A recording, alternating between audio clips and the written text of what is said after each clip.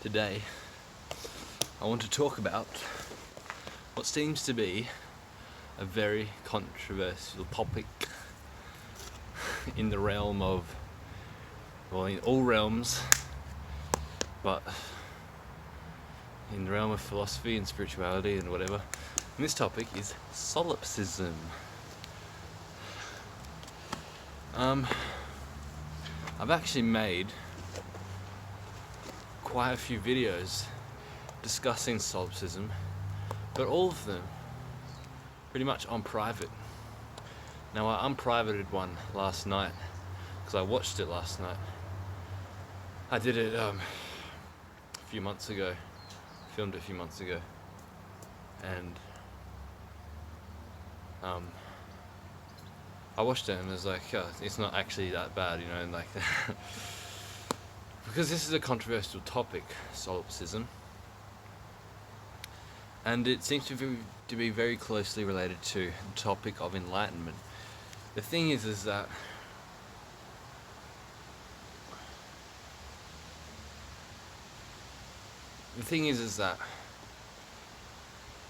the most profound glimpses that I've had of what I would refer to as an enlightenment experience is the same thing to me as a solipsistic experience, really.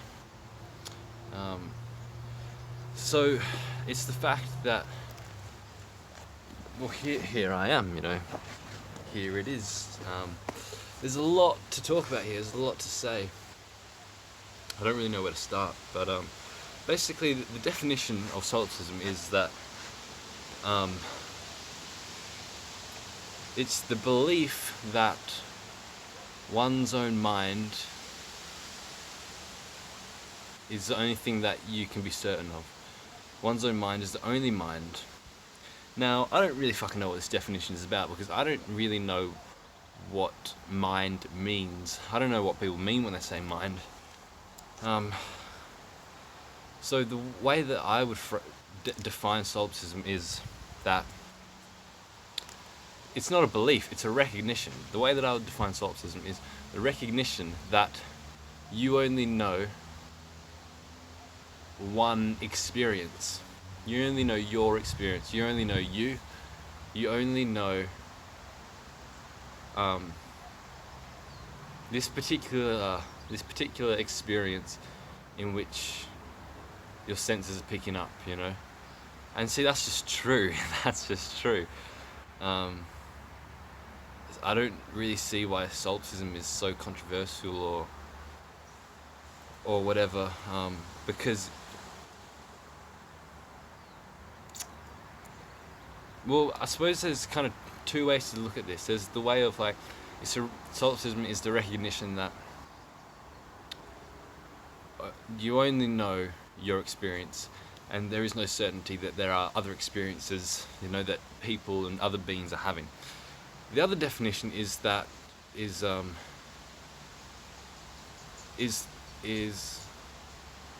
thinking that you do know that your experience is the only experience.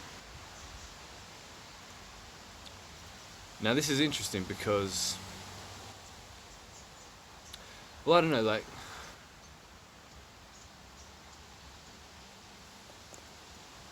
the way that I see it is that really it doesn't matter which one it is. I don't really see why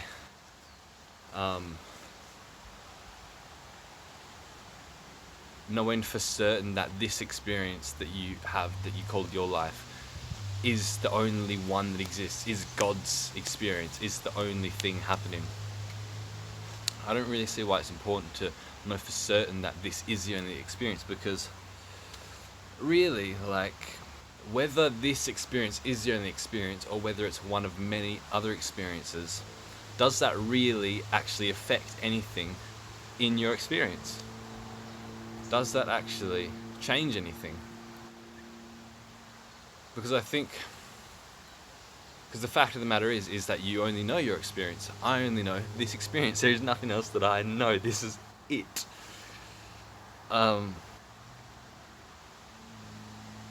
And so, what would change What would actually change if I knew for certain that this was the only experience, or that I was open to this experience being one of many? What would actually change? Nothing would change. I'd still only have access to this one experience, right? So I think, like, either way, it's best to treat your life as if this is the only experience.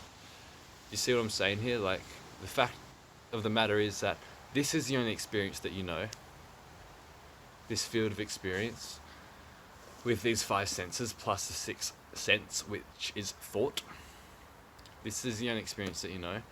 So why not treat it like the only experience that you know? Why not treat it like the only experience?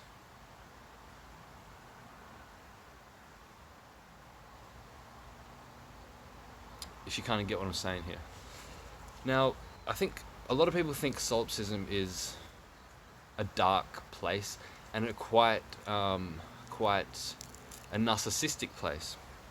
And it certainly can be, but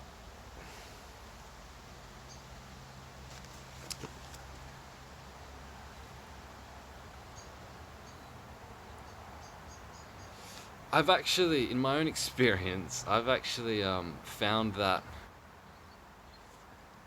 the assertion of this fact in my mind, asserting to myself, like reminding myself that, hang on a minute, I only know this experience. I don't know what anybody else is thinking. If there is anybody else, I don't know what anybody is perceiving. I only know my perception, my experience. That has actually, reminding myself of that, that's actually reduced a lot of suffering. That's reduced a lot of social anxiety, and it's reduced a lot of general anxiety and all that kind of stuff. Because, now don't get me wrong, I'm not completely free of it, because this is quite a big habit, anxiety and worrying about what other people think. It's quite a deeply rooted habit. But, before, I would be really worried about what other people think of me, how other people are perceiving me.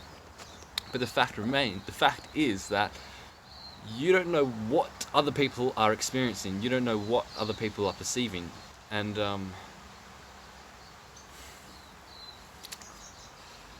you see, what you think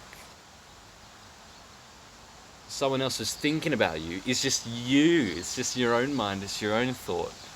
It's you're constructing that story, you know.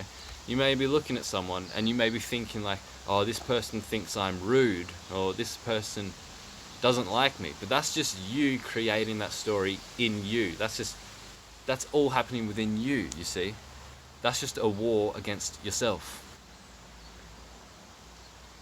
And sure, maybe this person is looking bad at you. Maybe this person's looking like they don't like you or whatever. But that's them, you see.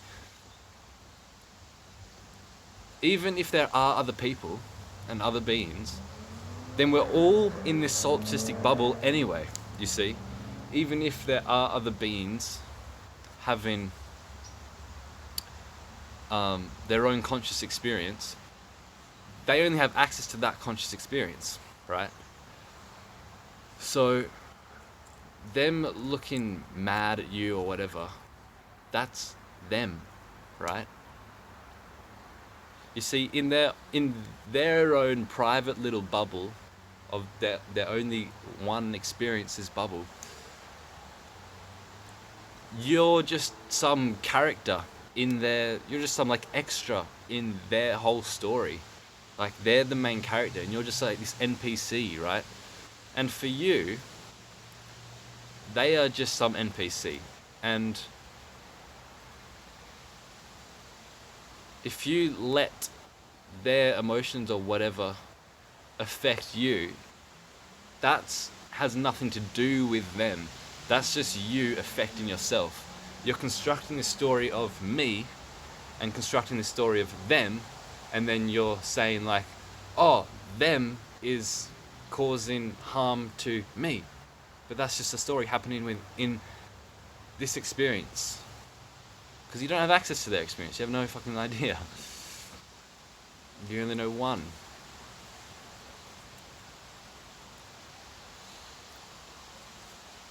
And this is such like, people say that solipsism is really definitely not common sense, but I think it's the most common sense thing there is.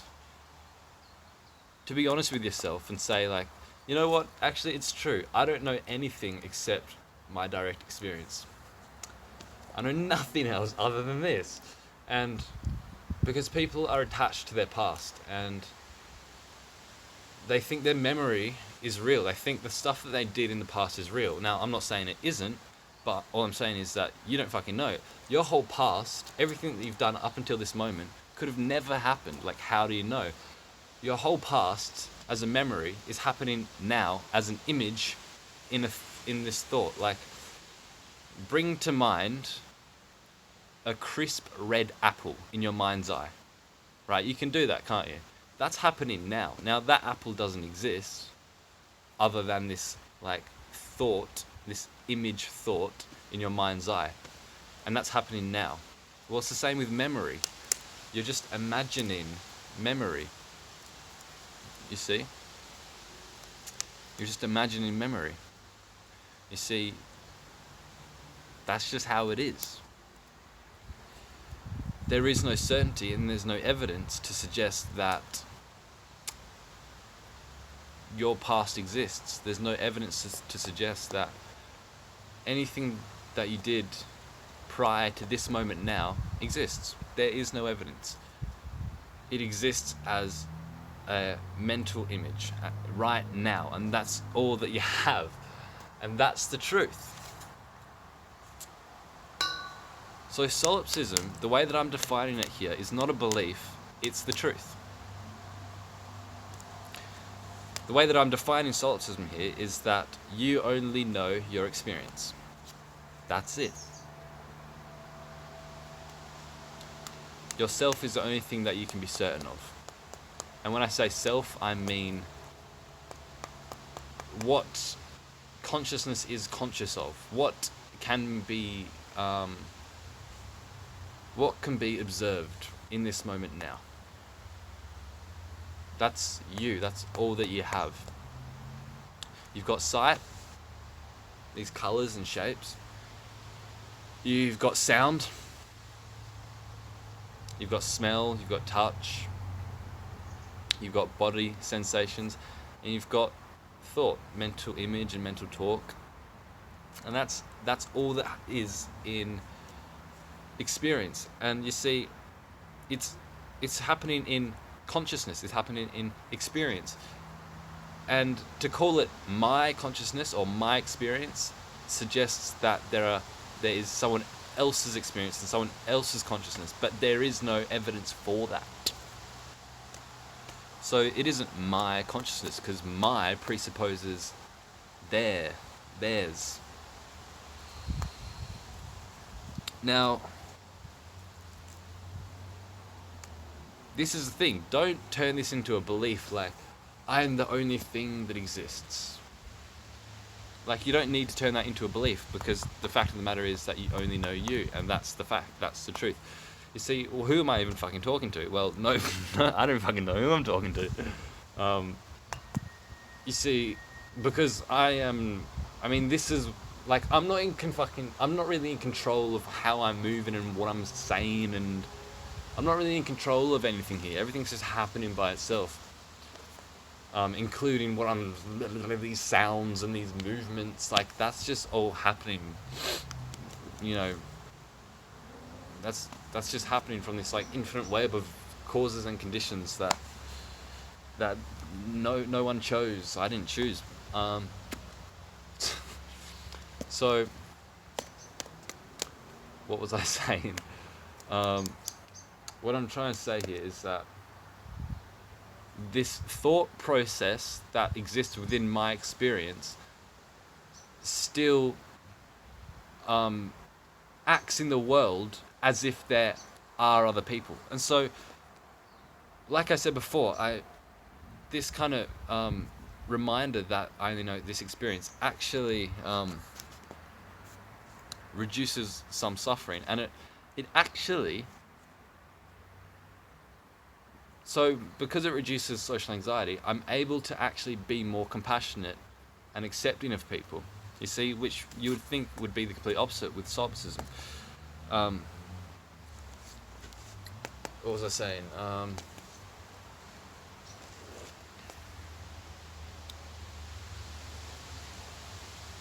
Yeah, so like this thought process that exists within this experience, this mind, it still acts as if there are other people, you know.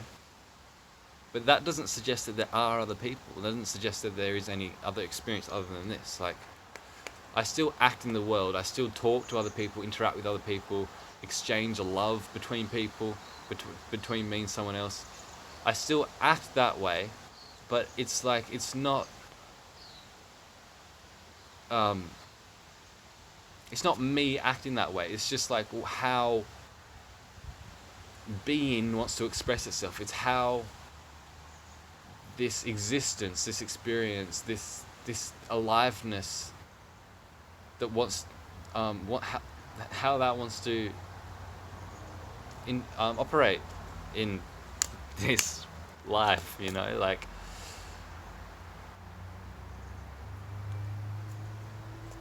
See, I'm not in control of that, but you see, me interacting with other people and even thinking that, yeah, other people exist, like even thinking like, oh, my parents exist, you know, I'm gonna send them a text message and be like, how's your day going, or whatever. You see, that doesn't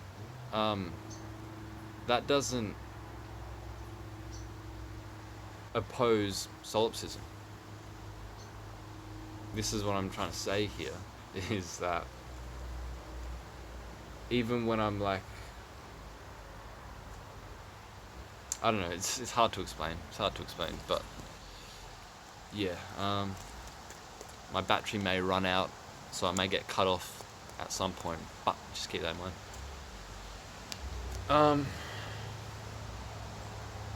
Now, a very interesting thing here, if you can get like, if you get really into this solipsism thing, it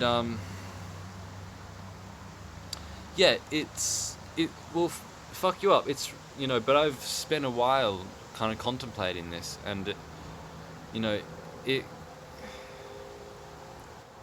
gets easier, you know, because, so anyway, I don't know, like,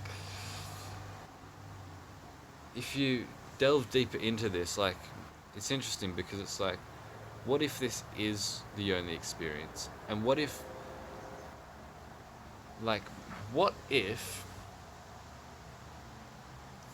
I am God, this experience is what God wants to experience?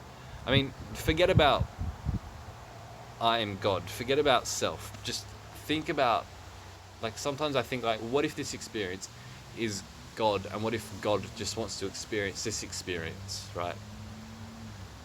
What if God, this infinite potentiality, has gone like, you know what, I'm gonna go to sleep and dream, and what this dream is the dream of Jasper in this world of other people, and, you know, this world of duality and whatever. And so what if this experience is God's experience and the only experience? And it's a game that God's playing, or a dream that God's dreaming up. Because when you look at it like that, then nothing that you would conventionally think of as true exists. Like,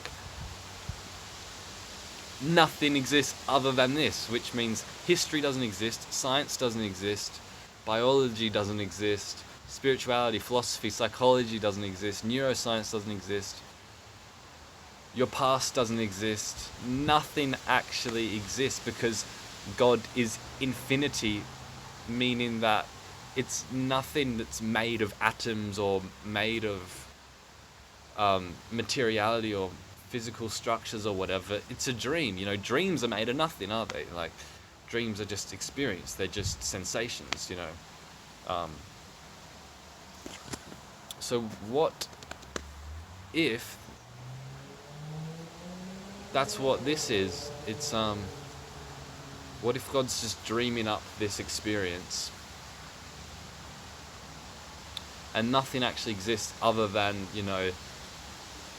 the sensations, other than, the raw, bare, sensate experience, with no conceptual overlay. I mean, the conceptual overlay is again another sensation, no different to like the colors or texture or whatever.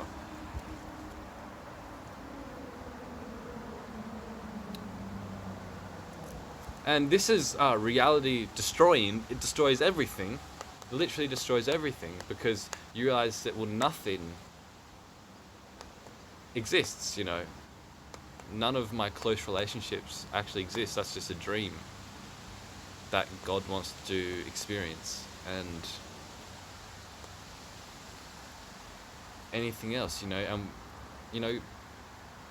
God's sleeping, pretending, making up, dreaming up philosophy and science and history and all that, and pretending to be this person that is part of history and part of the universe and whatever. But it's just a dream and none of it exists, So that's actually a very interesting thing to play around with. Now, am I saying that's true? No, I'm not saying that's true. All I'm saying is that that is a perception that can be had in experience. That is an interesting lens of perception that you can wear. But is it any truer than any other lens of perception? I don't know, but it's interesting to play around with. And all that I can say is that having this perception causes you to let go of a lot of shit, which I think actually, to begin with, will fuck you up. But as this maturation process goes on, as you mature, as you let this unfold within you, it begins to be freeing, because at the end of the day, you have to die anyway, and you can't take anything with you. You can't take your close relationships with you. You can't take your possessions with you. You're going to die, which means, so what I'm talking about here is that it's basically dying before you die, letting go of everything. And of course, that's going to fuck you up. You don't want to die. But if you can do it now, before you die, it's like you have a second chance to live, and you can live more freely, and you're more lighter, and life is just better. So this is an interesting perception to have. It's a useful one, but it can fuck you up, so you got to be careful with it. Like it, yeah, like you got to be careful with this. Not for the faint-hearted. It's not a walk in the park. You're literally killing yourself. You're throwing away everything that you think is true. Now, I'm not saying that I've done this. All I'm saying is that I've had glimpses of this. I've tried this lens of perception on. It's an interesting one to have. And it is actually beneficial to let go of stuff. This will cause you to let go of stuff, because you're like, hang on, I don't actually know what's true. I don't know what's certain. I don't know what I actually, what do I actually know for certain? And the thing is, you don't know anything for certain. And so if you have this perception, it's like, holy shit, I know nothing except this experience that I'm having.